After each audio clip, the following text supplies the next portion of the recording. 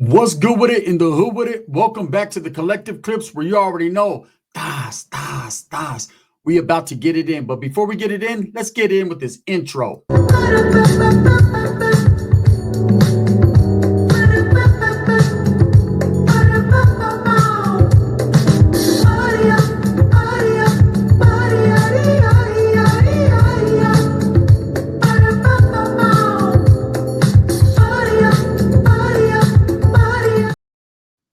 Welcome back. And if you haven't already hit that like and subscribe button, make sure that you go ahead and do that.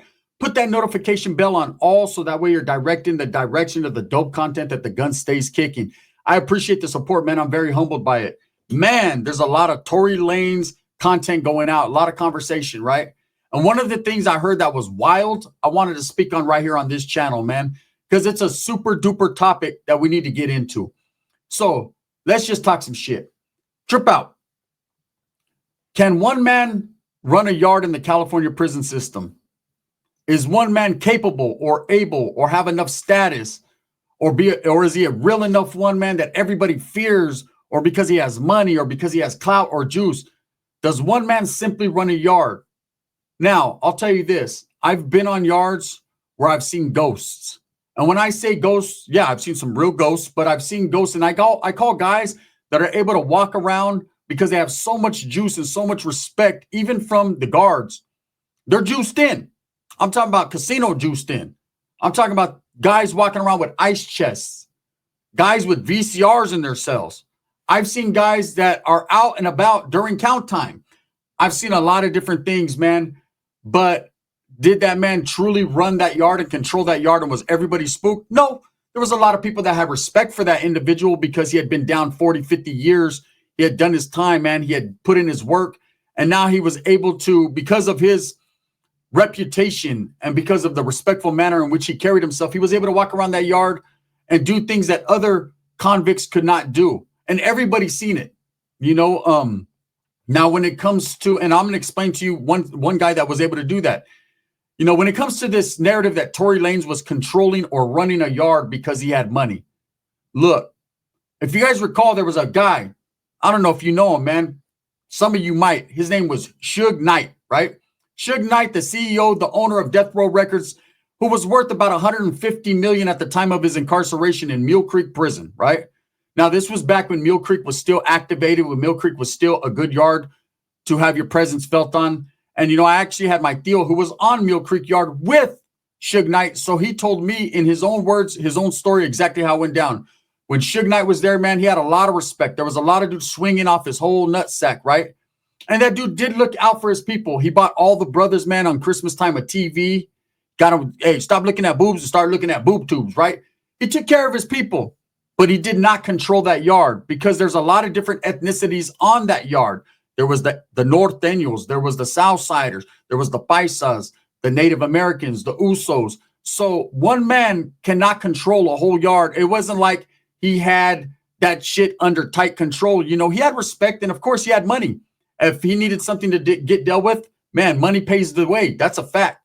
But as far as controlling the yard and respected as such, no one man has ever done that.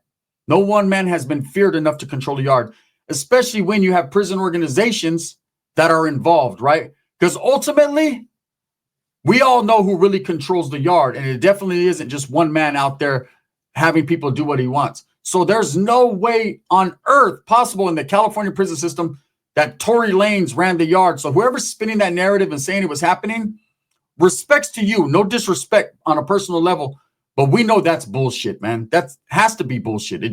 It's. Do you smell what the Rock is cooking? Bullshit, right? It's straight caca, because cagada, mierda, whatever you want to call it, chorro, there's no way possible. You have individuals on those yards that are going to feel some type of way about that.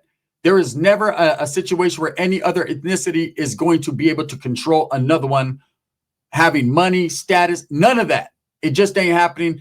That's why everyone sticks with their own and does what they do. And it doesn't matter if it's an SNY yard, doesn't matter if it's a 50-50 yard, if it's a general population yard, it's a yard. And every man will be a man. And no man, right, is going to let one person control a yard. Now, the people that are saying, well, he had money, he had influence. I'm not doubting that. I know he had money. I looked his net worth up. He was worth $1 million, right? There's Native Americans on them yards worth a lot more. Believe that. I used to deal with a Native American that actually got whacked on the yard because he bought every piece of dope that ever came on that yard, and people got frustrated. They wanted to get high too. He wasn't allowing that, right? So eventually they got him out the way so they could get involved in the shenanigans in the reindeer games. Now, going back to the one dude that I seen had a lot of respect and still did not control a yard was a guy by the name of Manos. Now, Manos has a family that's very known. Manos was from Santa Bruta. He was from Santa Barbara area, and he was once part of a prison organization, right? And his brother was a very well-known member of that organization once upon a time. His whole family was involved heavy into the prison politics, and he was a known killer, man. He was someone who had, did some bad things to people on the yards and just was respected. And somehow, some way, he gets into a situation where the guards know his reputation. They know his rap sheet. They know his C file. And so this guy, I literally watched him on the yard. I was on the yard with him. I literally watched him walk around, do whatever he wanted to do. He worked the canteen. I remember, man, that guy would, if you paid him a bag of candy, he put you in front of the line to get your package on the package line. He just had it made in the shade. He's the only person ever in my life that I seen was able to walk around during count time. That was unexplainable. That was some fucking X-Files shit, but he was able to do it. Even then, he did not control or run that yard. He would have got stabbed just as quick as anyone else, but a lot of people respected him. He was an OG, had been down almost 50 years, and people recognized that. When he passed away, he did take his own life in prison, right? I think it was around 2016 or 17 when he did that. I heard they had a moment of silence for him, all kinds of different things just for him, because that's how much respect he had, not only with the inmates, but with the guards as well, the administration. So Tory Lanez, being a 150-pound soaking wet Canadian rapper, on a yard, the people that say, oh, he's controlling or he's deboing on everyone and punking everyone, he might have thought he was. He might have tried. When you're on an SNY yard, which is the yard he was on, or a 50-50 yard with EOP buildings, it's all trash. It's considered trash yards, right? I've been to them type of yard. I know exactly what it is, right? When you go to them yards, you might think in your mind, man, this is easy peasy, beautiful cover girl. This shit, I can get away with anything right here. I'm the man. I got money. I got homies back in my play. Really not looking into the homies that are back in your play. They're all probably on some wild shit. That's why they're on that yard, right? They're either they got some wild cases, or they were removed, or they told on someone, or something happened to them. Something that was rather unbecoming, right? Doesn't mean everybody on them yards are fucking weirdos. It just means everyone's on that yard and it's some weird shit going on, right? Now, whether you put your fucking blue suede blockers on, your blinders on, and just do you, get your little push-ups on and get back to your cell, that's up to you. But if you want to be out there mixing and mingling and playing the shenanigans and getting involved in all the bullshit, well, bullshit's going to land on your plate. There's no way possible Tory Lanez was controlling or running that yard. He might have in his mind, or other people thought that he had juice because he had money and who he was. But we ultimately found out very quick that not everyone believed that, right? Because if he was running that shit and deboing everyone, then what happened to him would have never happened to him. Like I said, man, when you're on the yard and you're the loudest one on the yard and you want the attention and the clout, well, guess what? Someone's going to pull up and pull out, show up and show out, and it's going to go up, and it did, man. Unfortunately for Tory Lanez, and fortunately for Tory Lanez, he's alive, but unfortunately he had to taste the pico. He tasted the pico. He survived, what essentially was an attempted murder case, right? That dude allegedly really tried to fucking take his win and did, punctured his lung and did all that to him. But for these people spinning this narrative that, man, he was controlling that yard, that's why this happened, this was a planned hit, all that. Look, no, everyone's just running their mouth. Everyone's speculating right now. There's a lot of speculation going on. The fact is, it was someone no good who hit someone else who was considered no good on a no good yard. Facts. Call it what you want. I know people are going to go in on me. Damn, Gun, how are you saying this? Oh, you would know this, and that. Hey, look, no, now you know. Right? You got to get it from the horse's mouth. Well, fuck it. There it is there, right? Mr. Ed. Who remembers that show? Old school shit. Now, I'm going to tell you guys this. As far as Tory Lanez, he's going to see all right. They're going to put him on a softer yard than he was already on. He'll probably go to the yard Danny Masterson is functioning on, reaching around people. And he'll do his time, or he'll be sent to Mule Creek or some type of yard where it's safe and kosher for him. And maybe he'll rethink the situation of controlling a yard. You know, a lot of people are trying to make this a race issue. He was stabbed because he was black. They want the blacks to retaliate. Let me explain to you. If this was a general population yard that Tory Lanez was hit, first of all, he wouldn't be controlling nothing on a GP yard. We all know who controls those yards, right? But if he was, yes, absolutely 1,000,000,000%, it would have went up. It wouldn't be going up. It would have already went up immediately upon first unlock, right? You know, the brothers would have had to take care of their business. Now, that doesn't necessarily mean they would. Okay? Same thing happens with Northerners or Southerners. Doesn't necessarily mean they do or they won't. There's incidents that happen all the time, and it doesn't cause an institutional riot or melee. It might be, you know, something where, hey, you're a man, homie. You know what I mean? You got into it with another man, regardless of color and anything. You had to handle your fucking business, and people understand that in the yard. So it's not every time a black and brown man or a white and black man or a white and brown man get into it, it goes up.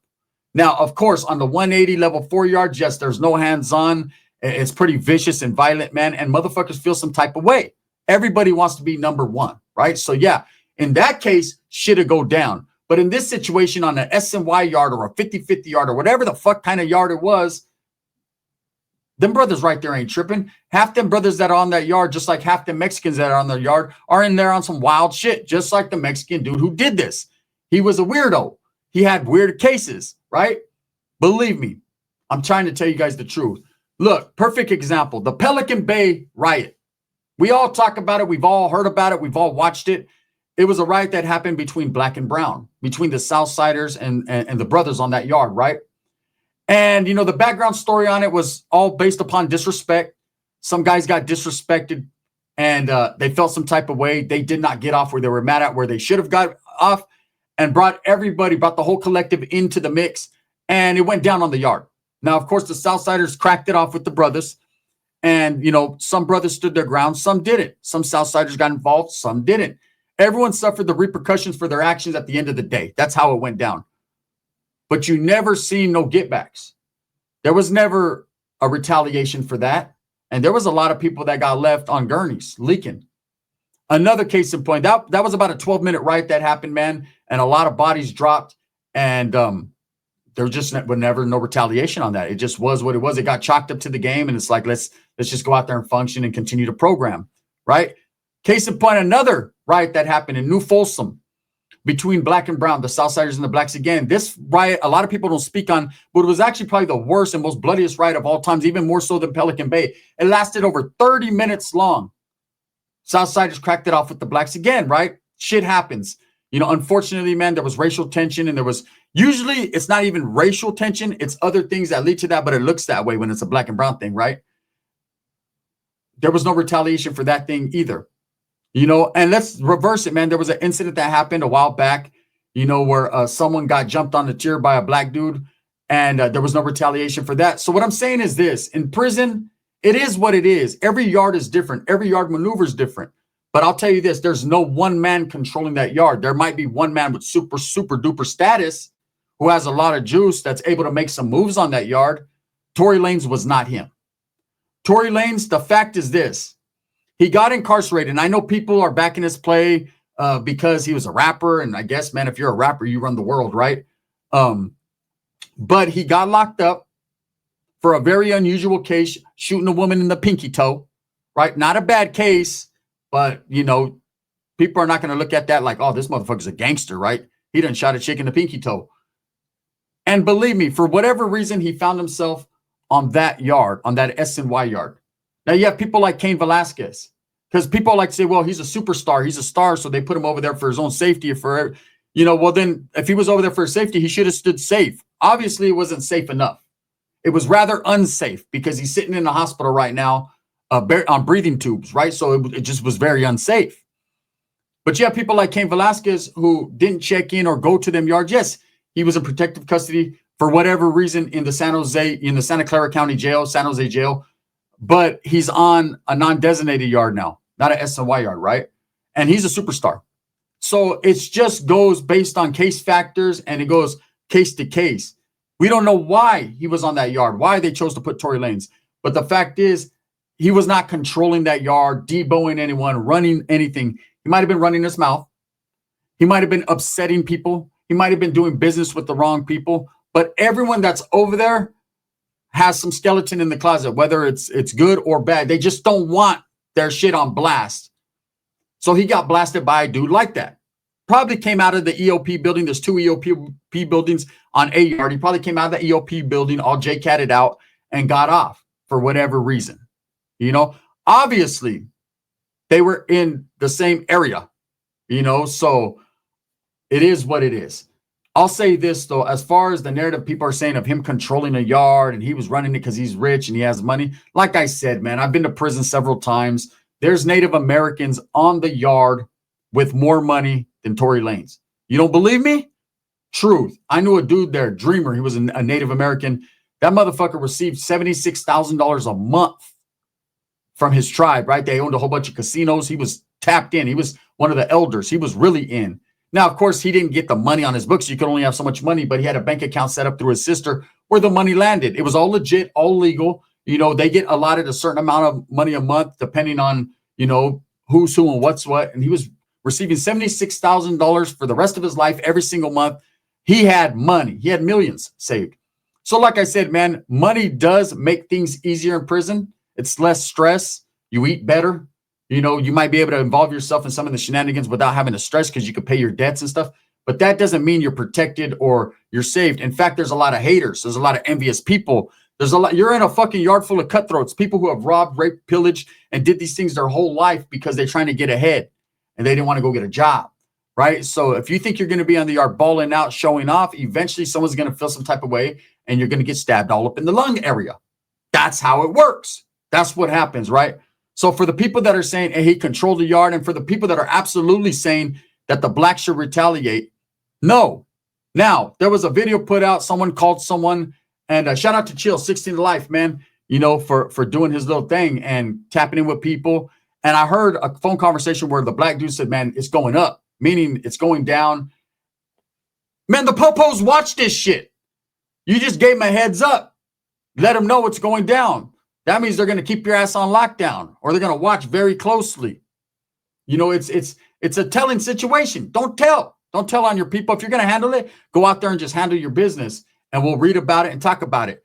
But you can't say what you guys are going to do. It doesn't look cool. Like, oh man, it's on now with all the essays, the Mexicans. Don't let one bad apple spoil the whole damn bunch. Who said that? Donny Osmond. And he was a white guy, right? I'm just saying that's the way I see it, man. I don't believe Tory Lanez was controlling or running any yard. I don't give a fuck if it was an SNY yard or nothing. You know, there's dropout gangs there on them SNY yards, and there's dudes that are with the business. I don't care what you think. They're really with the business, right? And they're not going to allow one person, especially a 150-pound guy, to come on the yard because he has money and just punk people. You know, it doesn't work that way. Anyone who thinks it works that way, they've watched blood in, blood out too many times. Look, even Miklo got his leg thrown and sucked on fingers. It just doesn't happen. Anyways, let me know what you think. Do you really obviously think that fucking Tory Lanez was controlling and running a yard? Anyone who's been locked up on any type of yard will tell you, no way, right? And it's not because of the color of his skin that people are scared of or this or that, or has nothing to do with black and brown. It has to do with being a man. And there's other men on them yards, regardless of their cases, regardless of their status, regardless of that. And it's hard for another man to fucking let some man debo on him just because he has money. Man, I seen a broke dude stab a fucking rich dude, and I seen a rich dude stab a broke dude. Anyone can get it on them yards, especially on those SNY 50-50 yards. The reason being is there's no one to tell you no. There's no obstacles. It's no illusion. There's no facade. There's no propaganda. There's no bullshit. If you want to get up in the morning and stab somebody, have at it. You know, and there's people with the mentality there to do it. They'll hit you just as quick as they'll eat a Pop-Tart in the morning. They'll pop your tart or tart your pop. It just is what it is. With that being said, let me know what you guys think. I will be getting into a super wood later on today, man. If you guys are into that, brother, you know, where were the whites at during this? That's between the essays and the blacks. The essays and the blacks. Wait up, SA got a knife. SA got a knife, yeah? SA's got knives. Brothers do too, man. But we shouldn't be speaking on that here on this fucking, on these platforms because the popo's watching. Thumbs up or thumbs down. Heavy's going to be the head that wears the crown. I'm going to continue to strive, struggle, and strive for what I truly believe in. That's the betterment of all people, man. Thank you. Shout out to everyone, black and brown, white, Uso, Asian. It don't matter. Native. Respects, man. I struggle for all of us. Bang, bang.